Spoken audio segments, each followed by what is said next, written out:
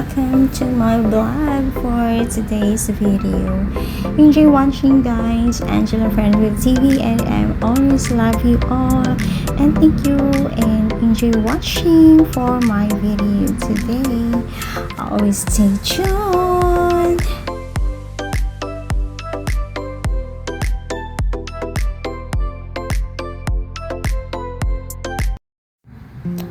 Hiwing na tayo dito sa pinag-aawayan namin, yung sunset daw.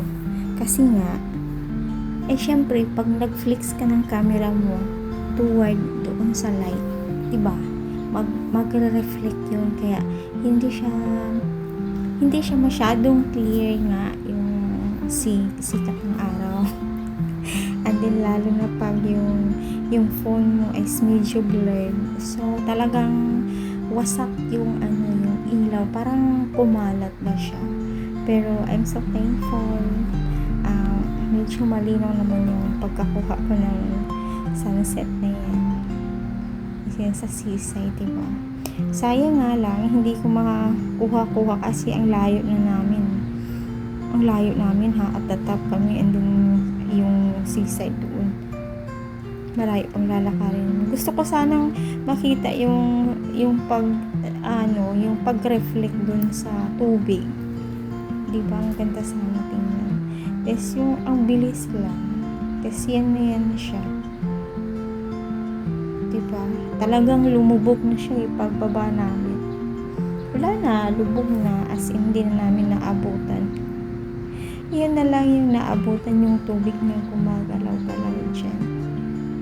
So maraming nakatambay dyan sa gilid, yun nga, yung may mga kapartner dyan, mga around 6 p.m. na yan. Pero maganda kasi may mga upuan siya sa gilid, pwede kang tumambay, pwede ka rin mag video dyan, maritis-maritisan, pwede rin.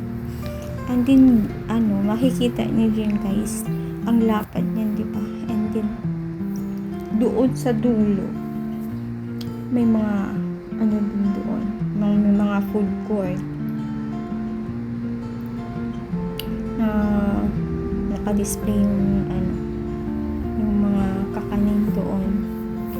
Pwede kang mag-order, or what do you want, yun na yung sa dulo.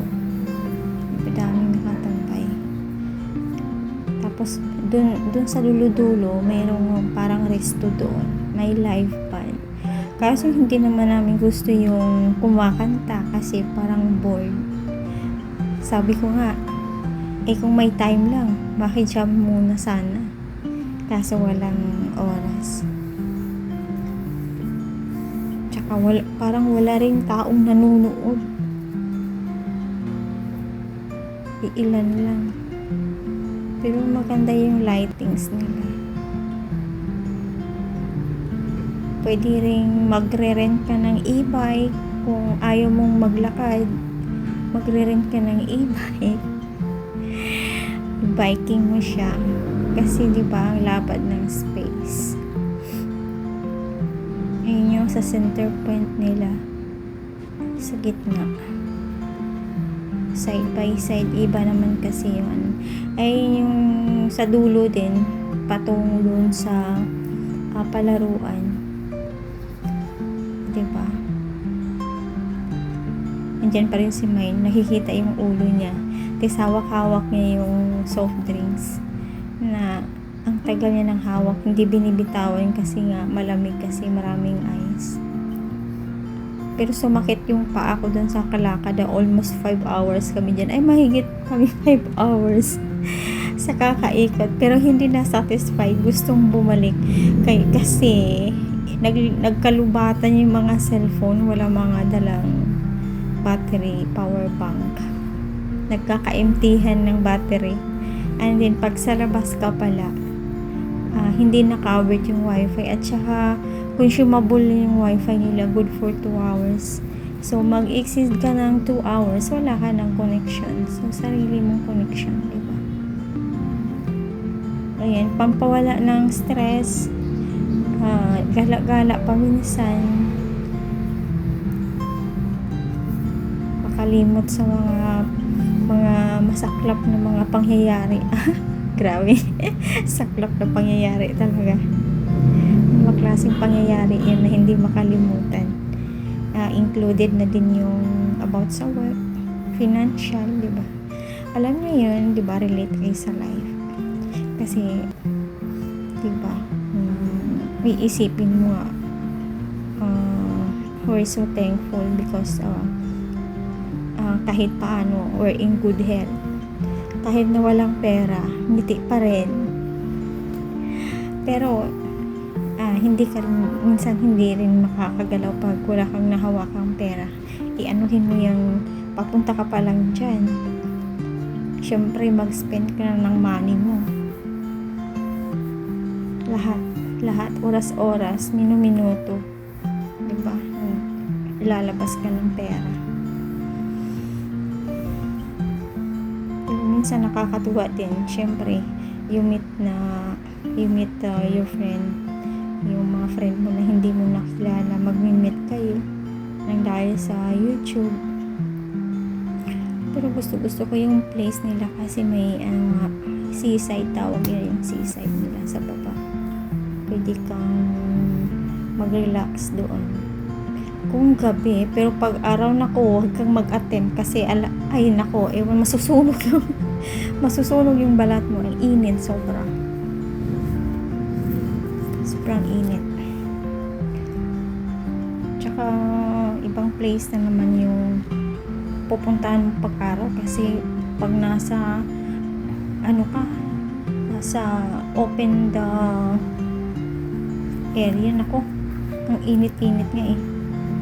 Hindi na kakayanin ng balat mo yung degree ng kainitan.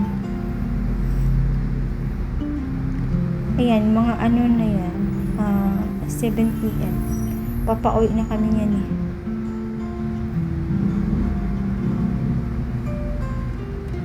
Umiilaw-ilaw pa yung hagdanan sa taas, yung hindi namin napuntahan na babalikan sana. Pero kung babalik kami doon, iikot na naman kami.